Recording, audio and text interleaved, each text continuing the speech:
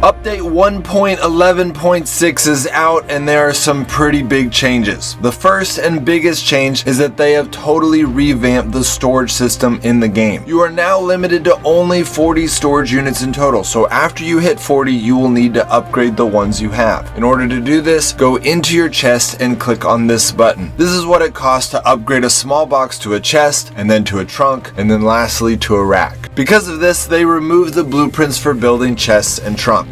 The max free-to-play item storage before this update was 40 small boxes, 40 chests, and 40 trunks, with a total storage of 3,000 inventory slots. The max item storage now is just 40 racks, but that also totals at 3,000 inventory slots. This confirms the theory I presented a year and a half ago that Kafir is looking for ways to encourage us to build smaller bases. Military trunks were converted into racks, the acid bath, pickup truck, and the safe were not affected. Chests now have an image drawn on them to tell you what items are in them. This is kind of cool, but it also looks kind of ugly, so I hope one day they'll allow us to turn those pictures on and off. Grenades were introduced into the game and they do 200 damage. To use a grenade, you need to equip it in your item slot or your extra pocket if you have it. Grenades can be found in the new locked chests and room that are scattered throughout the ldoe world, which requires you to use the new burglar skill. The higher the level of locked chests, the better the loot, but it also requires a higher rank of skill. If you were looking for grenades, I recommend clearing Bunker Alpha or the police station. But locked chests are randomized, so just because someone else finds 3 grenades doesn't mean you will. Next, they made some huge changes to Raiders tasks. Here is a list of all the new tasks you might come across. If you are having trouble completing any of these tasks, be sure to check out some of my other videos. I have tutorials on the most efficient way to do almost anything in this game. In addition to these 42 changes, I have 9 more for you. They added the active skill button for weapons even if you don't have the active skill. If that weapon doesn't have it, you will see a little lock drawn on it. The door inside the farmhouse can now be opened if you have the burglar skill, which means you no longer need to bring an axe. They changed the look of the tactical backpack. Gasoline consumption when using your motorcycle is half of what it used to be. They changed the shotgun active skill icon. They added 2 temporary events, including the carnival and Lucas's place. And lastly, they added 2 new patterns for the motorcycle.